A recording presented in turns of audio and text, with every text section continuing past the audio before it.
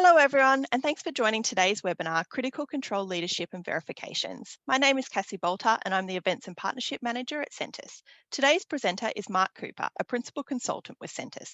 Mark is committed to partnering with clients to deliver high-impact solutions to improve organisational safety performance. His areas of specialisation are in critical risk management, safety culture change, leadership, and individual and team development. Just before we get underway, please note we're unable to hear you during the presentation, so if you have any questions, please put them into the questions box and Mark will address them at the conclusion of the webinar. Thanks again for joining us. I'll now pass over to Mark. Thanks, Cass, and greetings, everyone. Thanks so much for joining us today. This really important topic of critical control verifications. It's our pleasure to be here and present this to you. Just before I lean in on the topic, just like to acknowledge the country that we're on. I'm in the Yuwi Nations People's country at the moment, so we just want to acknowledge traditional owners and the custodians across Australia and their connections to land, water and community.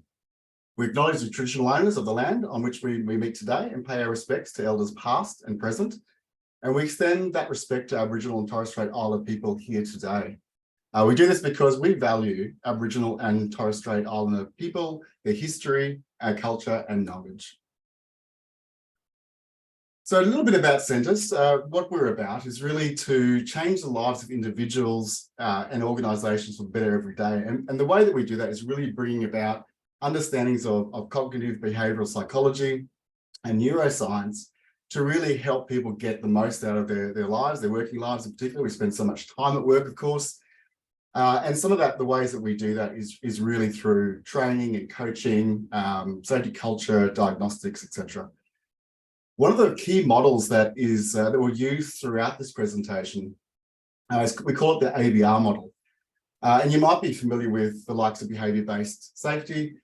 We bring about that cognitive behavioural approach to safety, and what that really means is that we're recognising and including the individual components, so the attitudes, which is comprised of thinking and feeling, that really underpin behaviour, that then get us the results that we want in life, including in relation to work performance, and that those results then actually continue to shape our attitudes, our thinking and feeling.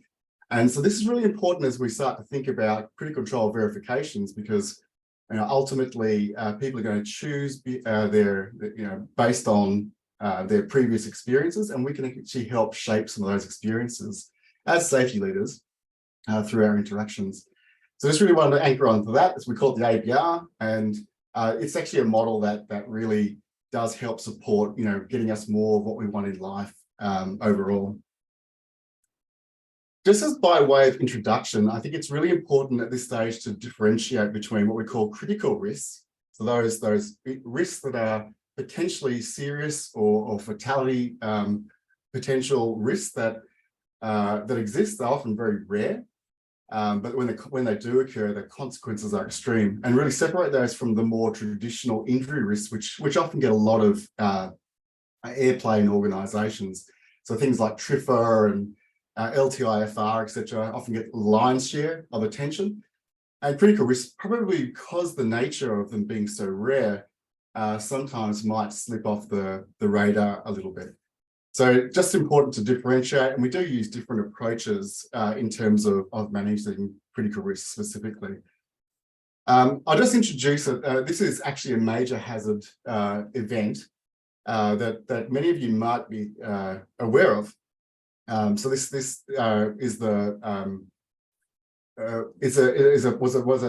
basically there was 18 people killed in this particular disaster, and you may have seen the movies relating to this particular event. But within what is really important to actually understand here is that there was an actually opportunity with the rig had actually gone for in Deepwater Horizon had actually gone for about 2 years LTI free.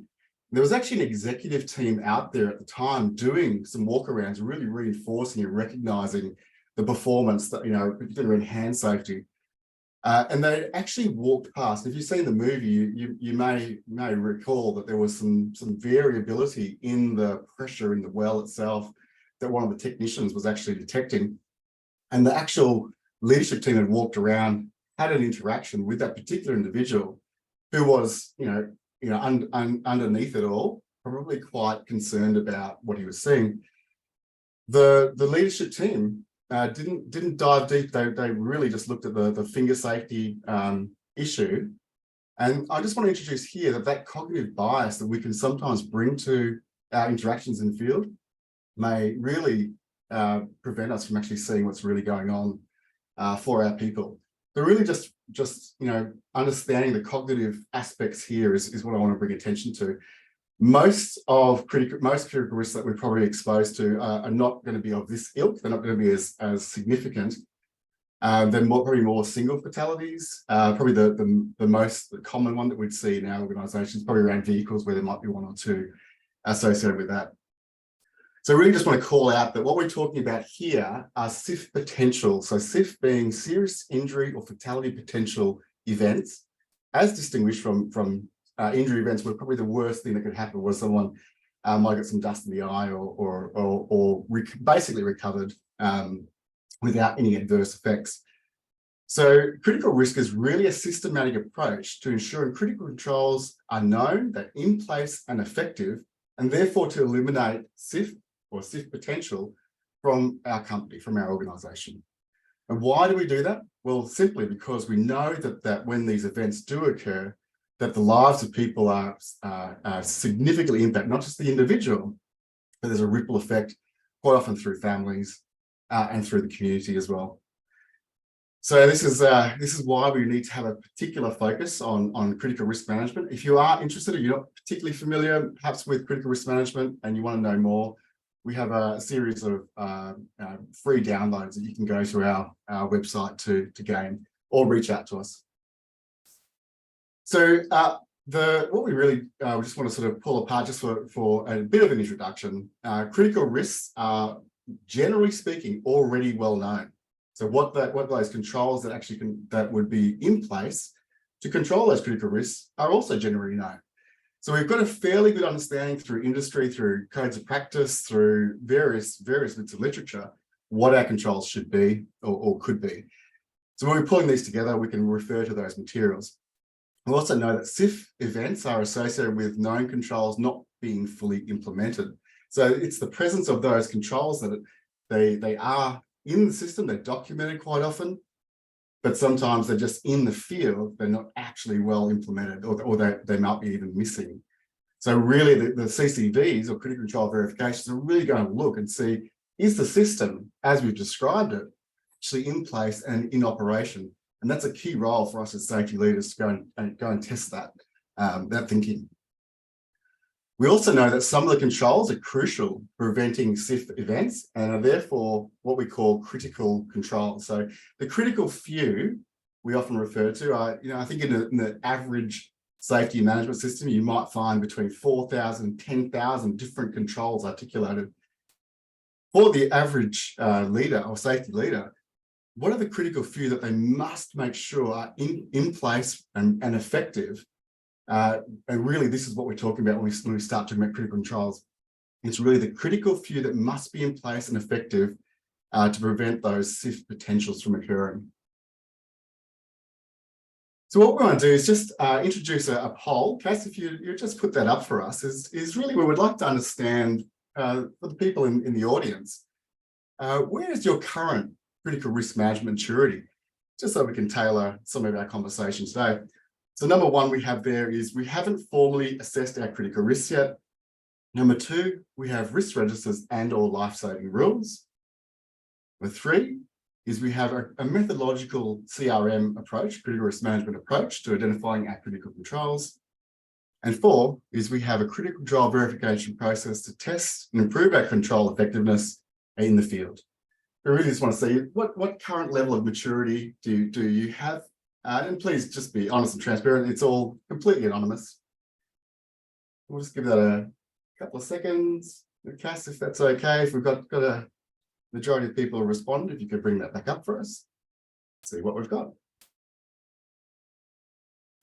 Great. Well, it looks like the majority have actually got a great system in place. It's working. It's effective. It's probably now just looking at some of those tweaks that we can actually turn up. Still a few that that would like to probably move from that risk, that rule-based approach, which is really around the life-saving rules, into something that's actually more methodological, and another proportion that are in the 30% range that have actually got the CRM approach. They've identified the critical controls, but it's now about actually checking it and making sure that they're actually in place and verified. So a fair spread, but certainly biased in terms of that people have got generally a verification process in place. Fantastic. Thank you, Cass. Okay, so moving on, I think the next point to make here is that we really, my mouse has just stopped.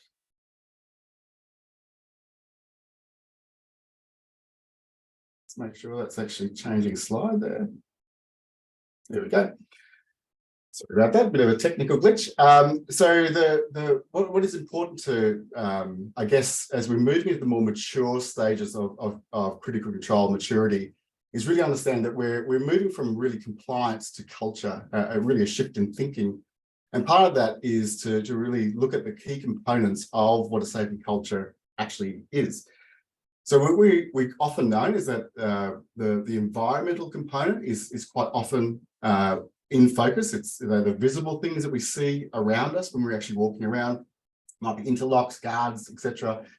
The practices are really, generally speaking, the procedures or the behaviours that are actually out in place in the workplace itself. So that's how things are done in practice. And the person component is really about the psychological aspects that, really between the ears, if you will, of the individual, and quite a lot of control failures where they are heavily reliant on the person component. We see quite a lot of error, drift, etc., occurring in that particular space. Leadership is the glue that we consider holds the whole thing together. So the role of the safety leader in this context is to go and look at all those components in their interactions within the field. In terms of a critical risk framework, we can unpack this a bit further. So from an environmental perspective, it's about the engineering that we've put in place. There's hard controls at the top of the hierarchy, if you will, that are designed to really minimize and eliminate those risks from occurring. Often they need maintenance, etc., to be effective, of course. And critical controls may also include things like guards and sometimes PPE at the last line of defense. The practices component really is around the risk assessments, the tools, the permits, the system of work as we describe in our critical risk management framework. The methods and the mechanisms that we use to actually classify SIF potentials through our data analysis is also considered a particular practice as well. So this is around what are the weak signals that are coming through our data? Do we have practices around that to actually detect it early? Are we rating things correctly when they come through, even if there is no actual event? We're actually detecting those SIF potentials. Some people might call them hypo or similar nomenclature. And do we have processes in place to actually direct the focus of attention of the investigations, particularly around SIF potential? As we mentioned, often the tripper related or injury related events get quite a lot of focus because of things like KPIs, etc., that are in place within the organisation. The person component, this is really about what's between the ears. As we mentioned, it's the attitude component of our ABR model.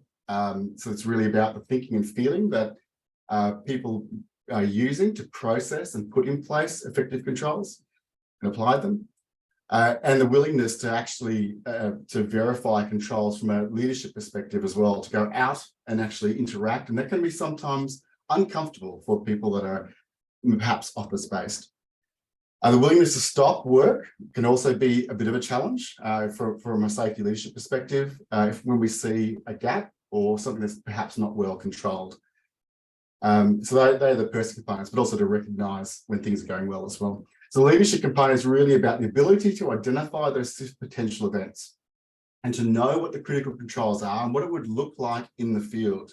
So what we really want to be able to shape here is that we become enablers of the system by going out and checking because we know what the standard is, but now we're looking at whether the control is actually well enabled, what might be difficult for the individual to actually implement or the team to implement, and we're unlocking some of that capacity in our teams. The executive focus really here we would suggest is should be very much on that prevention or potential as well, not just on focusing down the lagging injury indicators. So that's how we would pull the safety culture model together in relation to critical risk. Some brutal facts. So we've done an analysis across with our partner Incident Analytics over 168 serious incidents across multiple industry sectors over 2020 and 2021. What we found is some brutal facts around, perhaps some of our assumptions are challenged through doing this analysis, that 28% of SIF events actually involved workers or supervisors adjusting their practices in the context of work to those local circumstances. So there was intentional adjustment to move and basically get work done. It wasn't fully enabled.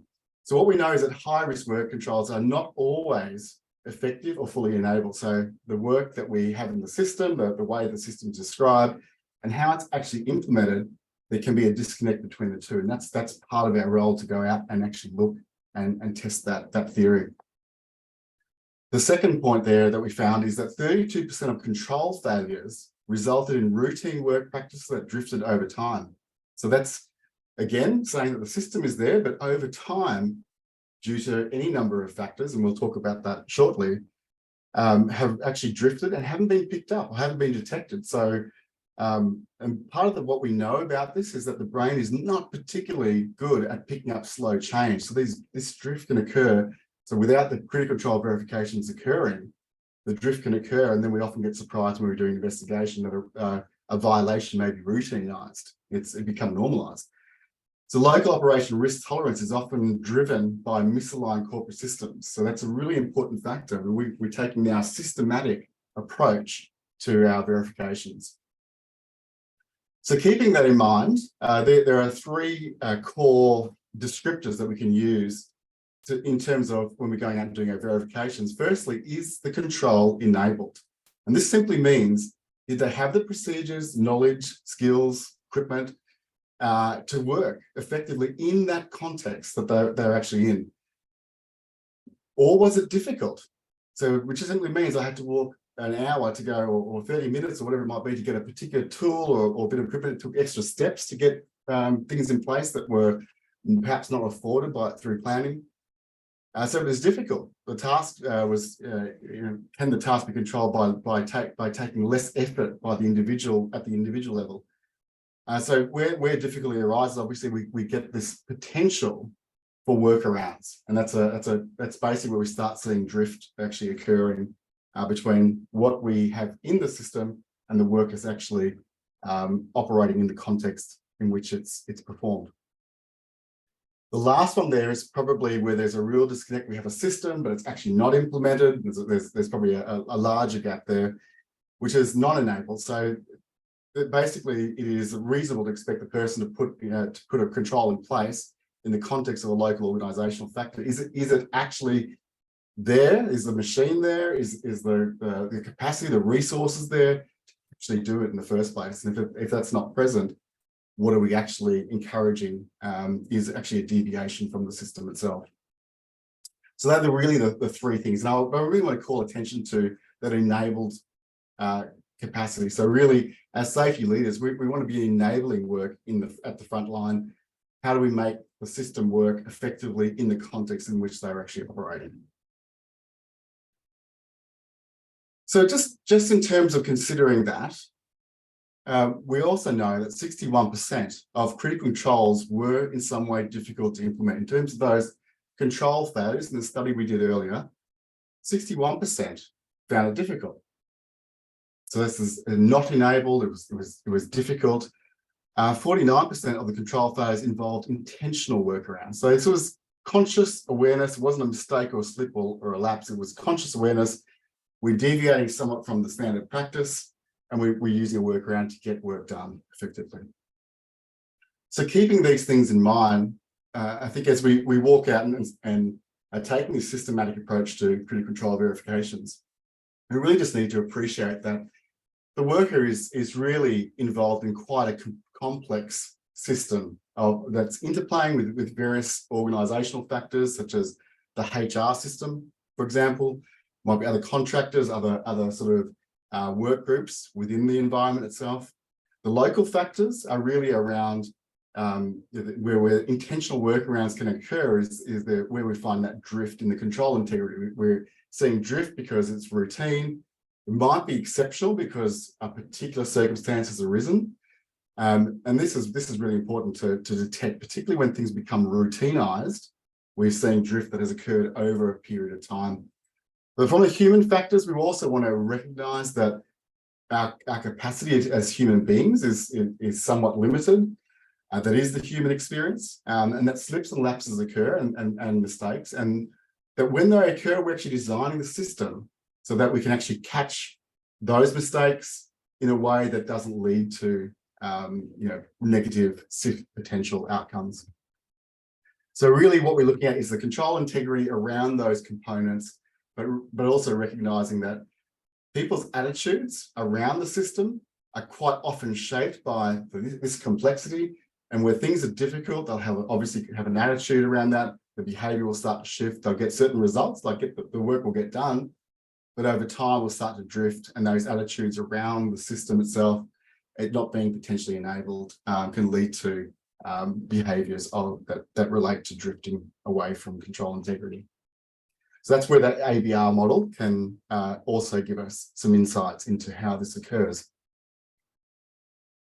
So I know many of you are interested in the verification process itself. So really to lean in on the verification process, effectively what critical control verifications are, it's really looking at those critical few. There's often a performance standard, a set of criteria that we would see in terms of how the system, the control should be designed and operate in practice. So it's verifying those controls are in place and working.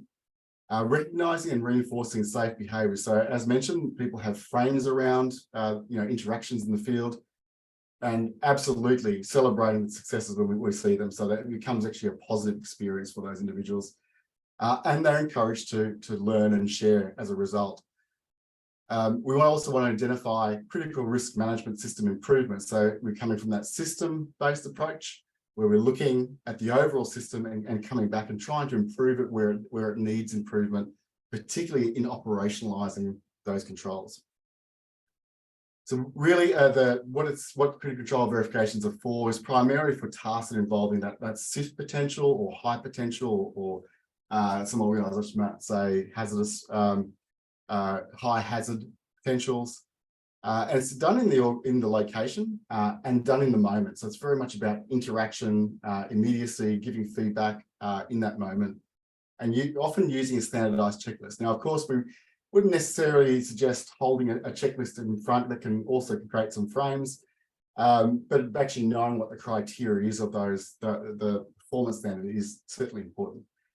It's recorded in our system, so our data management system for capturing critical control verifications, often the same one that's often used for investigations and the like, allows us to go and understand organizational factors in particular. And it's done as a part of a leader's normal routine. Quite often what you might see where it's become a bit of a tick and flick exercise is quite often, and the work groups sometimes refer to this as, it's end of the month, KPI time, and all the actual critical control verifications occur towards the end of the month when the deadline's about to drop. So really that having a standardized routine, so we're going out and having regular interactions, and sometimes going deep, going far, rather than those sorts of proximal locations that might be close to the office. These are just some frames that have been shared with us from the individual perspective.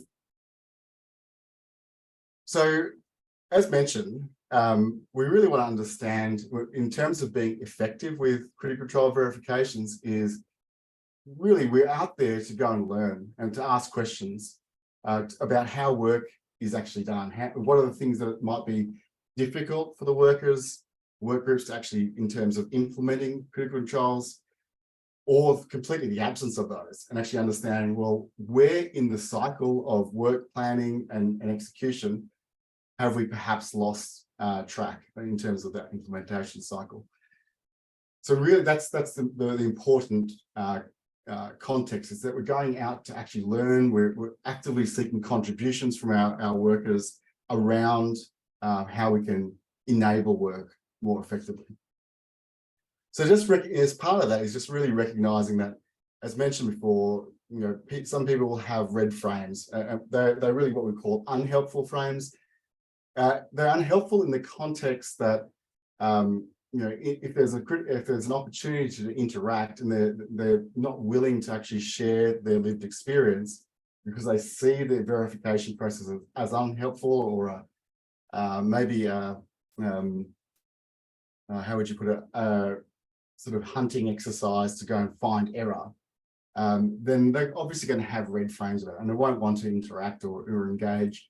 We really want to encourage that it's a learning approach. So what we do in the context of when we find an error or drift occurring is we're really using curiosity to find out about that lived experience and how can we help? How can we actually do something to optimize the system so it's enabled?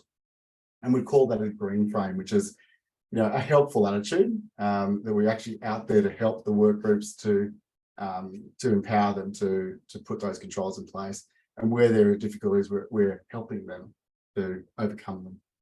So that's what we refer to in terms of frames.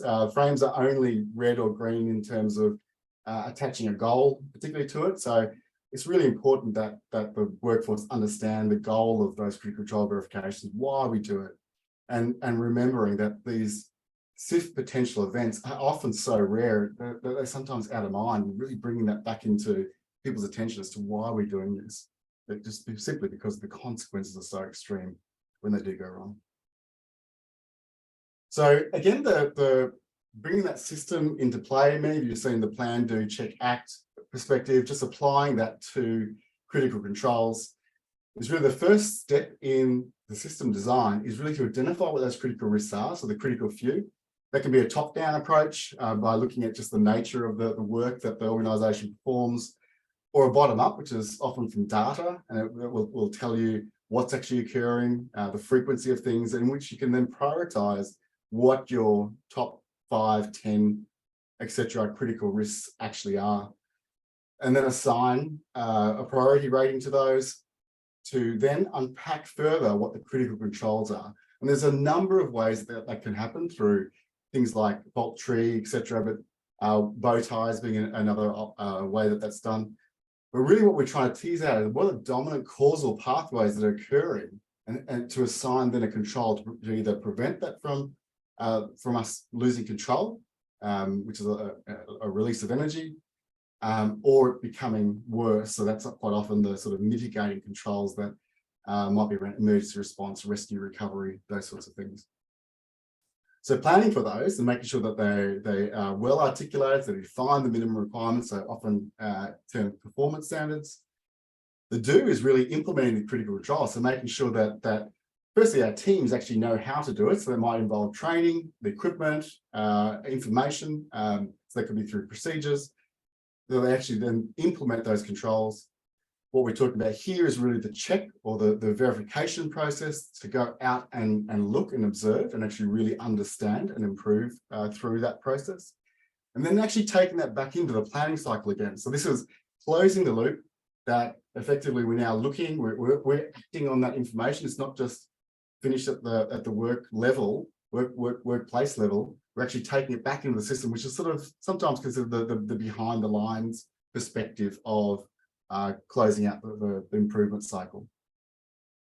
So I thought it'd be really helpful to actually describe this. Like quite often, it's above the line. You can see that we call online activities. We think of critical risk verifications often just in terms of that top layer, which is the shift starts, the pre-start. We often potentially identify the critical risks in the pre-start, making sure work teams are well set up. You implement controls in the workplace, and that's through the enacting of the system itself. Might be system controls such as swims or permits, etc. Make sure the equipment's in place, etc. And then we're actually going and doing verifications. Now, sometimes we might actually do the critical control verification before the work actually starts, particularly if you've got perhaps some concerns about the skill or capacity of the team, or it might be a variable perhaps an unknown around the capacity of that team, might be a new contractor or during a shutdown or something like that. We might actually put a hold point in the process to go and actually do a verification that can sometimes be written into the JSA even. So that can be done before the work starts. It's almost like a start work process, or it can be done during, of course, the actual activity itself, which is probably more common for an interaction to occur while the work is in performance. Obviously, while we're doing a critical control verification, we're looking to see if there are any gaps. What are the difficulties? We're asking many questions, looking to see if we can actually add or provide any help to alleviate some of the difficulties. If we need to fix a gap, providing resources or information. And then basically at the end of that cycle, we have a safe and productive shift, which is the ideal, and it's how the workforce would often see that process.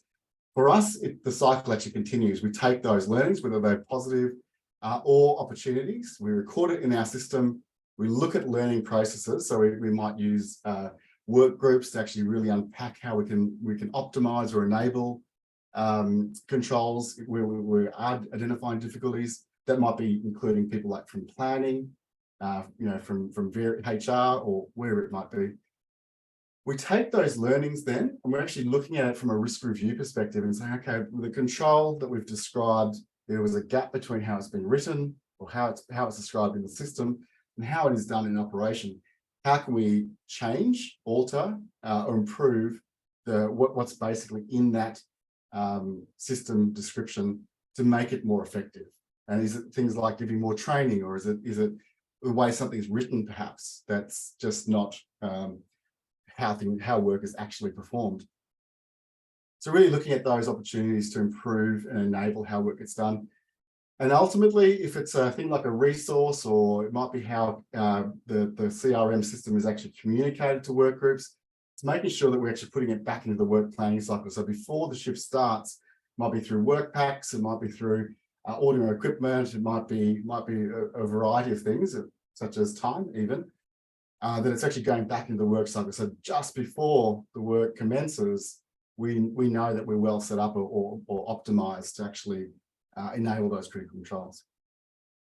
So that was just a really useful way to actually see the whole cycle. And then, of course, then the next shift will start. So the communication strategies, as I think the large demographic in the audience that were acknowledging that they have a critical control verification system in place, and probably what's probably next there is just to tweak some of the interpersonal communication strategies to get more out of it. Sometimes we often talk about things like soft skills and the leadership approach, and actually understanding some of the frames that people might have about the system and changing that culture. So what we want to just introduce is that there are a number of components that we can utilize, or levers, if you will, to really understand the process that people go through in terms of implementing controls and how to optimize that. And the first one is that we call it DIPI, which is really the criteria through which people process information where their focus goes effectively.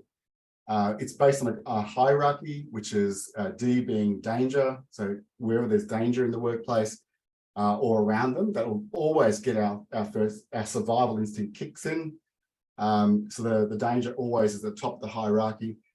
Of course, that component, if you're new to an environment and it's, you've seen large surplus mobile or moving machinery or entanglement issues, initially that can be seen as dangerous, get people's attention, they're very focused on it, but obviously over time, that can start to normalize as well. So it's important to, of course, be aware of that.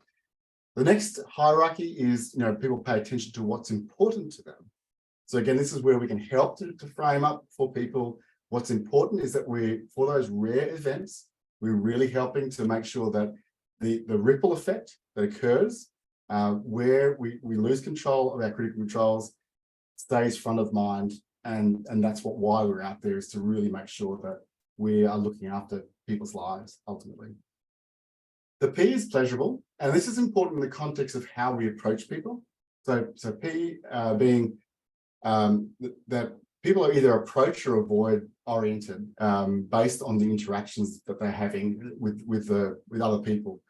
So if we're sort of going with an unhelpful tick and flick sort of approach, that's not going to be seen. That's going to be seen as onerous or maybe interruptive for some people. If we're using an inclusive approach and really asking questions and listening, active listening, then people will feel like they're being heard, and that's a valued approach. And the last one is simply interesting. So where we can actually bring attention, we can ask questions to help to shape people's interests, particularly around how do we make it more easier or enabled in practice and invite their contributions. We also know that the 7 units component there is that there's approximately 7 plus or minus 2 units of attention that people can draw from at any one time. And these can fluctuate with things like fatigue, cognitive load of task, a variety of different things. But ultimately, this is what's available to the individual. So this is why we know that slips and lapses can occur and mistakes. And we're mindful of that component, that it's not an intentional, perhaps, deviation, where we understand that human error can actually occur through the limited capacity that we have as human beings. Our language is particularly important. So if we're looking at how we're speaking to people, if we're problem focused, we're going looking for those errors, that's effectively what we're going to be talking about. What we want to be bringing in is a solution focused language, which is very much about if there is a gap or a difficulty, what is it that we can do to alleviate that, as opposed to why is there a gap there, which can obviously bring up a lot of red frames for people. Active listening is certainly a skill. It can be a challenge for many of us in leadership roles, the need to know, the need to be right, etc. So active listening is very much about just asking really powerful questions, open questions, to engage the workforce to be involved in the solution architecture. So asking those questions, and we use the phrase the big ears of a coach, using the big ears of a coach. The coaches generally just use really powerful questions to enhance that sort of interaction with the work teams.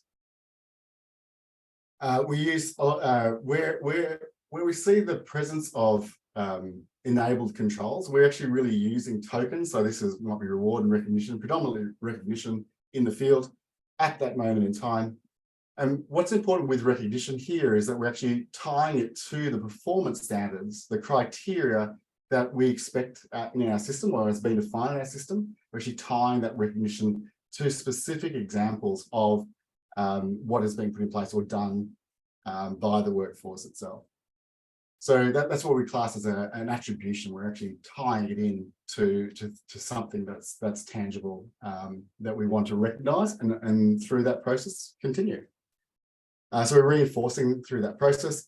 The last one there is a social brain, and again, as we mentioned, interactions can bring up a number of frames. So we really want to talk to that piece next. So really, as we mentioned, the brain is sort of geared to 2 different modes, if you will, from a neuroscience perspective. One is approach. It's sort of looking for reward. Our dopamine systems are all driven by this. Or threat can be our dominant sort of approach. So where something is not pleasant, not liked, it can trigger off a cortisol approach. Our amygdala is activated.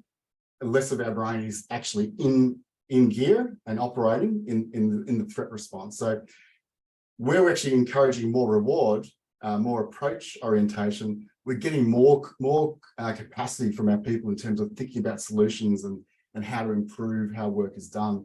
So this is particularly important. I'm really keen to understand what your experience is when, what frames might actually exist in your own workplaces based on the current practice of critical control verifications where you've got that in place. So I'll ask Cass to put up a poll. That's really just asking you, honestly, what frames do your teams have around leaders actually engaging with the front line, just in terms of general engagements?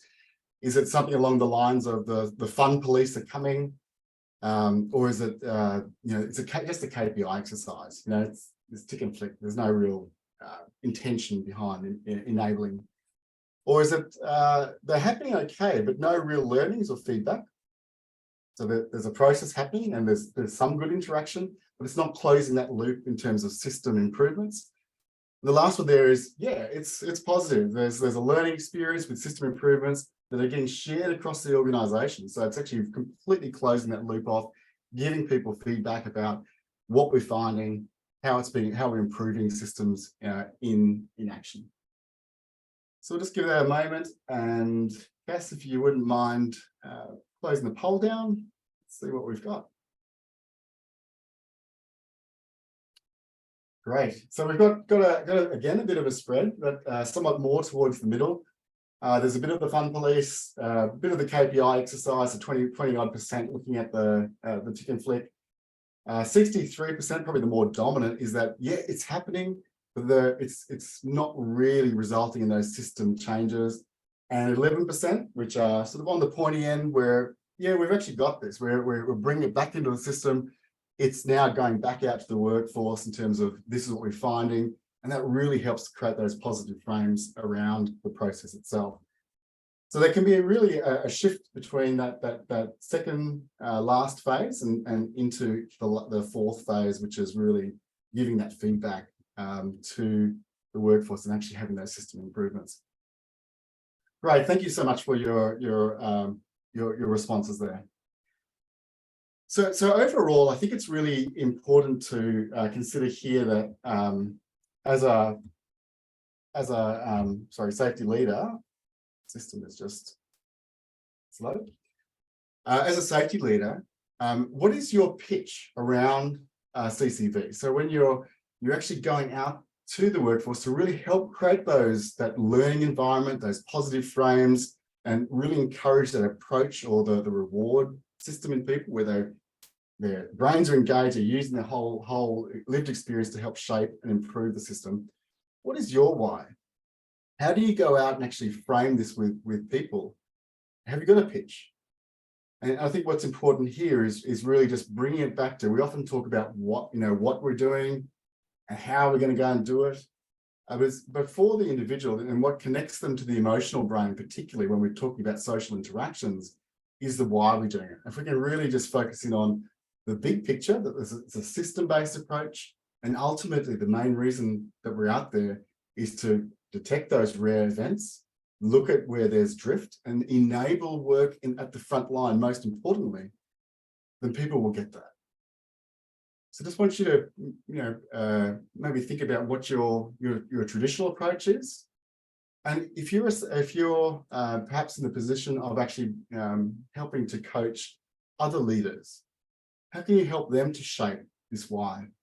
And this is really about helping to get from that second to last stage we just described, which is the sort of, yeah, we're doing it, but not getting not a lot of learnings, to really encouraging that learning organization approach by really introducing the process from a why perspective. Again, that really connects with the social brain at an emotional level and really encourages interaction and collaboration with the work groups. So there's perhaps a takeaway. If you want any help with that, please reach out to us towards the end.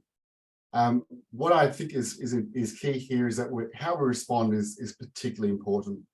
So there's the approach, but also there's how do we make meaning out of the interaction.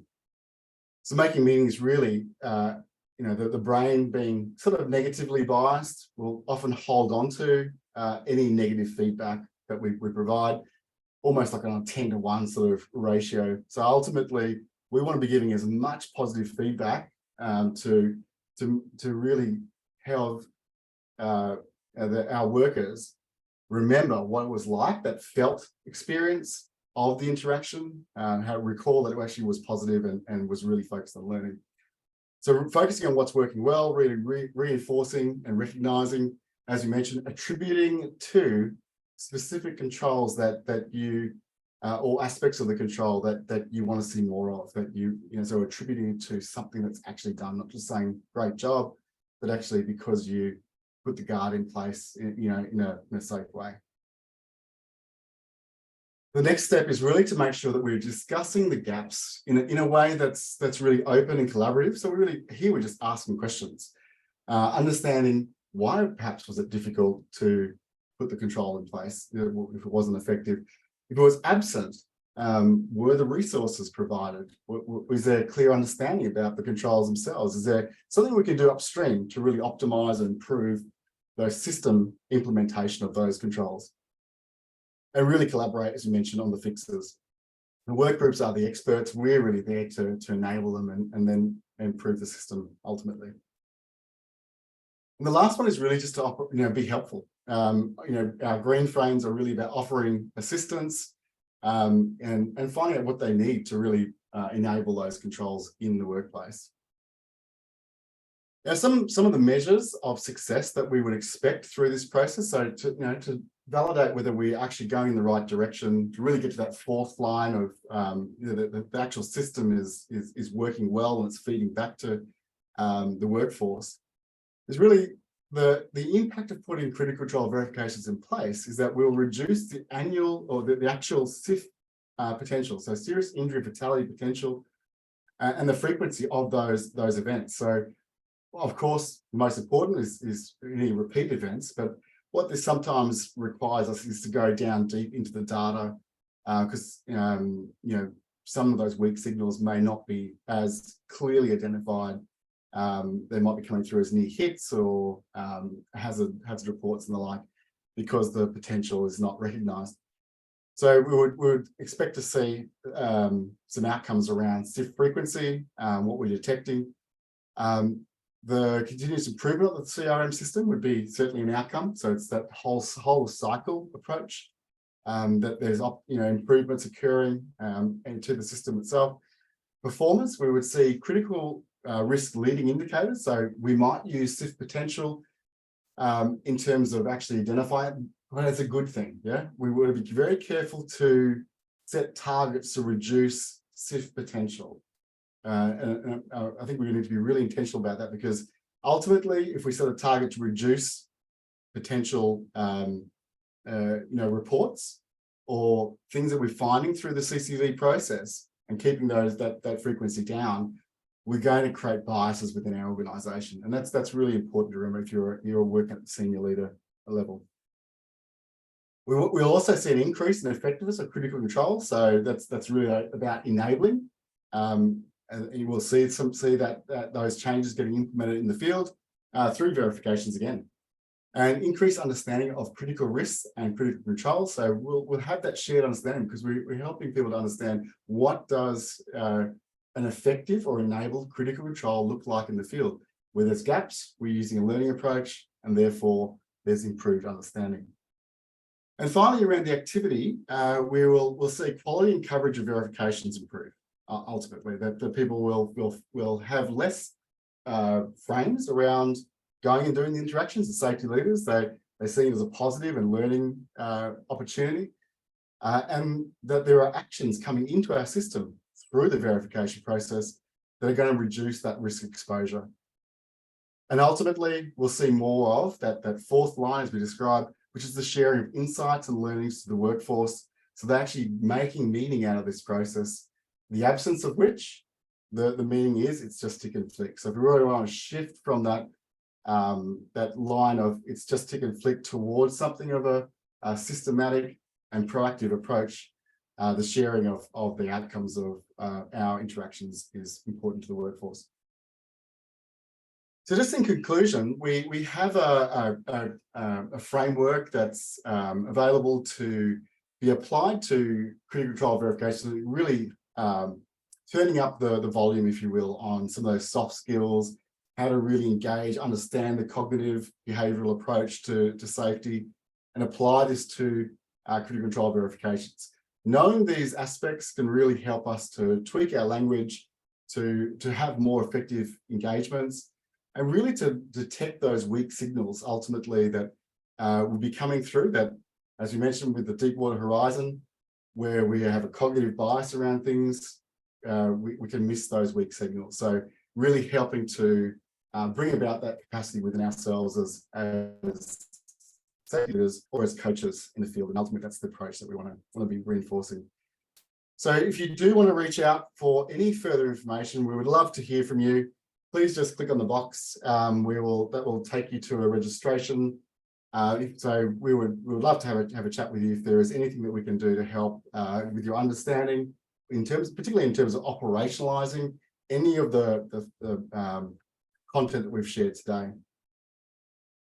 So with that, I will hand over to Cass and just see if there is anything that has come through. If you have any questions, please type something in the chat box there. We'd love to hear from you. Cass, over to you. Yeah, thank you. First question, do you use incident reporting data to help with the bottom-up and top-down approach to identify critical risks? Wow, that's a fantastic question. So I would say that the incident data is very much a bottom-up approach because it's what it's looking at, and yes, we do, 100%. We utilize an approach called incident severity analysis or meta incident analysis, which is to draw from the richness of the data that's actually in the system and actually look at those weak signals, pull them out, actually categorize them, and you'll get a thematic analysis of those weak signals, and which will actually help you to define, based on the bottom-up approach, that's based on reporting, what your underlying risk profile is. Top-down would be, this is the activities that we're about as an organization, so we can basically start clean skin and define it that way. But I would suggest a bit of both. Yeah. So ultimately, knowing what your risk profile is from a top down, what are the key activities that you do, but then starting to draw from that data to actually inform. Well, actually, this is our top priority. This is our number one critical risk, and quite often that surprises people when we do those sorts of activities. So great question. I hope that answers it. Please reach out if you're interested in that approach. We call it the meta incident analysis, and that really helps to inform the bottom-up approach on risk management, critical risk management in particular. Thank you. Excellent. I've got a couple more here. If you just want to flick to the next slide, I've closed that poll now, so we can move on. The next question is, for a company that is just starting out, we have life-saving rules but not critical control. Where would you recommend we start? Another good question. I think that's really about we talked earlier about that shift from compliance to culture, and quite often we're really focused on culture. It might be rule based, and that's where we kind of know what our risk profile is. So I guess the short response to know what our risk profile is to put a rule in. So we're moving from life-saving rules, which are often something along the lines of don't work over 1.8 meters or without a harness or something like that. We're really limiting our overall capacity to reduce, say, the work at heights risk. So the next step would be to really unpack what your critical risks are through a process and through a process that identifies critical controls. So really, it's unpacking the risk, understanding what the dominant pathways are that feed into a loss of control and can obviously extend out once we have lost control, and understand and then identify what those critical controls actually are. The next step would be, and often there's 3 or 4 perhaps critical controls for that might be in place. What are the performance criteria, performance standards, if you like, for that particular control to be operationalized? So how it should be designed and how it should be operationalized in the workplace. That gives us the great template or baseline to then go out and do verifications and see potentially where drift has occurred. I hope that answers your question. Thanks, Cass. Thank you. Next one is, I thought the point about changing how we approach our infield safety interactions to promote more positive response and create a learning culture was really good. Can you tell us how we can shift the mindset of our leaders to move beyond a compliance fear-based approach? Another wonderful question. Thanks so much for asking. I think the important part here is really giving our leaders some education. So obviously we've created investigation tools, for example, to avoid blame. The bias to be able, we call it fundamental attribution bias. We assign blame, we assign failures to individuals as opposed to the system. It's a bias because it's just easier, it's less effort. So I'd say similar approach would be actually to help people understand what the cognitive failures that can occur, or cognitive levers or enablers that we can actually enhance. So a little bit of understanding of the ABR model, as we described earlier. What are the thinking, feeling aspects that we can actually enhance? How do we become, improve perhaps our interpersonal or communication strategies? And so we have got a framework around that, which might be useful to help dive a bit deeper into that question. I would say certainly really helping in leadership development would be a primary way of enhancing that shift from compliance to culture. Thanks, Cass. Thank you. And last question, unless we have any new ones come in, is if I want to develop my CCV coaching skills, where can I get more information? Yeah, great. We absolutely just reach out to us. We have got a whole competency framework around that. We have also programs that can help you really to lean into that coaching piece. So if you're a safety leader and you really want to enable, say, frontline or middle management or even executive capability to go out and have those effective conversations and really enhance that cultural, that learning culture perspective, just reach out to us. We can provide you with that sort of structure, what that looks like. But yeah, absolutely, that's 100% available to you. Please reach out. Thanks, guys. Oh, we've just had a new one come in. How do we coach leaders on critical risk? Do you provide coaching to our internal master coaches? Yeah, that's another great question. Yeah, so absolutely. That's probably that'd be like the next level, if you will, is actually helping people with their own coaching skills. So this really talks to firstly understanding the system, being able to then apply really powerful questions and active listening, and then being able to train people in that capacity. So we have a structure as basically a tiered approach. So we have how to go out and actually do the interaction as a safety leader. But then there's also the next level, which is actually how to, we call it the master coach approach, which is to how to train people and coach people to be those coaches, to really take that into the field and create that learning environment. So we have basically a framework, an architecture to help that and different levels of training to support it. Thanks, Cass.